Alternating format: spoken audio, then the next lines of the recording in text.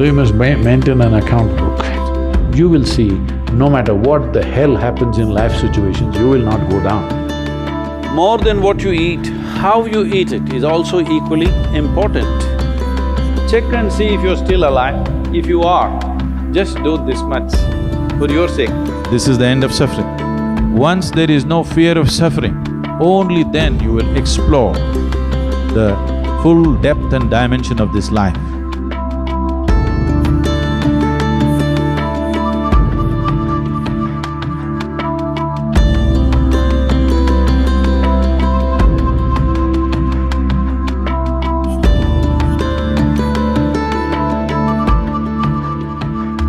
Outside challenges are many. There are many things in the world. Some things will happen, some things won't happen, some things will act for us, something will work against us. These things are happening all the time. But am I functioning for myself or am I functioning against myself? Within this, is my life little more exuberant, little more better, little more joyful, little more peaceful? You just measure this every day. So you must maintain an account book. Yes, if you're doing business, how do you know whether you're progressing? Only one who keeps accounts knows whether he is making money or going down, isn't it so? Similarly, you must maintain an account. You just see, let's say yesterday you were joyful 5 times in the day. Today if you're 6, you're better. Tomorrow if you're 7, you're better. But day after tomorrow if you're 3, you're worse. How many moments of joy do you have? Why I'm talking about joy is we are not using joy as a goal. Joy is a measure. Joy means you're at ease. Joy means you become more of life than being a mental mess, isn't it? Joy does not mean that you attain to something. Joy simply means life has come to ease, you're not messing yourself up. Spend 5 minutes, have I been better today than yesterday? Has my day been better? Every day, if you keep accounts, you will see, no matter what the hell happens in life situations, you will not go down.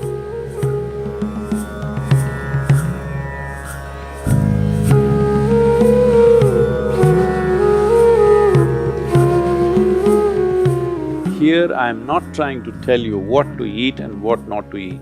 You eat whatever you want. But being a human being, the most important thing is that you do it consciously. Whatever you do must happen consciously. Your selection of food and consumption of food also must happen consciously. More than what you eat, how you eat it is also equally important. When I say how you eat it, these are all live substances. Every one of them had a life of their own, whether it's a plant, animal, vegetable, every one of them had a life of their own. If you approach it with a certain sense of gratitude and reverence towards the food that you eat, when I say reverence, it may feel like too much for you, but I'm asking you, let's say we put you in a room and you had nothing to eat for 5 days. If God appears in front of you, what will you ask for? Food? So that's how important it is. You must understand the food on your plate is not just a substance, it is not a material, it is not a commodity, it is life.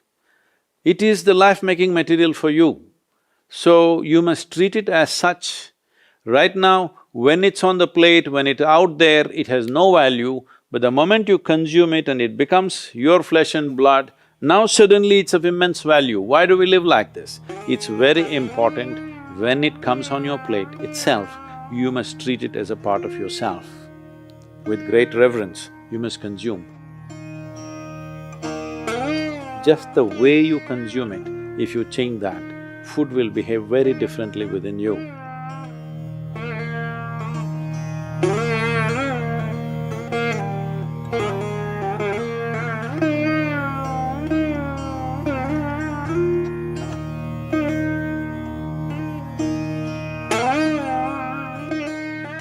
The soil that you walk upon has a certain sense of intelligence and memory.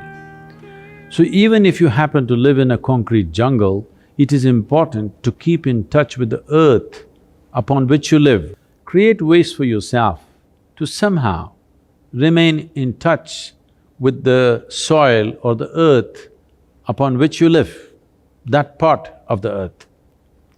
With your bare hands and bare feet, see particularly the palms and the soles, if they come in touch with the earth on a daily basis, at least for a few minutes, a certain harmonizing of the physiological process will happen just being in contact with the earth. If you spend at least a few minutes in your garden, barefooted, touching plants or trees, because this is the basis of your life. All life, yours and every other creature, has come out of this earth. Stay in touch with it and harmonize your system.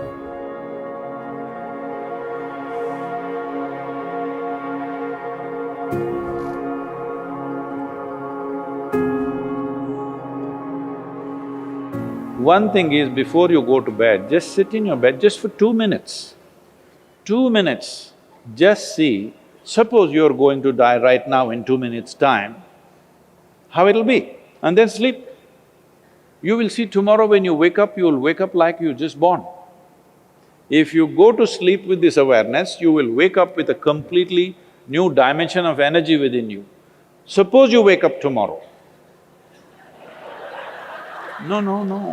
No, that's not… See, you think it's a joke, that's a problem. Every day, nearly 300,000 people don't wake up tomorrow. So in case you wake up tomorrow, check and see if you're still alive. If you are, just do this much, for your sake, not my sake. One big smile, you're still alive. Hello?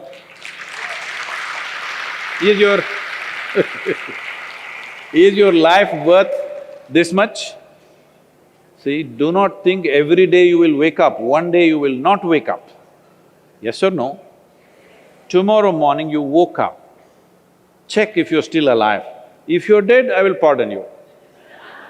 If you're alive, one big smile. Then if 300,000 people die on the planet, maybe 3 to 5 million people would have lost somebody who's dear to them. So just check those 4 or 5 people who matter to you in your life, all of them still alive. One more smile. Hello? And you looked at the watch, it's 7 o'clock and you're still alive. One more smile. Hello? From now on you must do this every time you look at the time. If you're alive, you must smile, because this is the greatest thing happening to you. Not your money, not your profession, not your family, you're alive right now, this is the thing. Very brief, let's make it happen.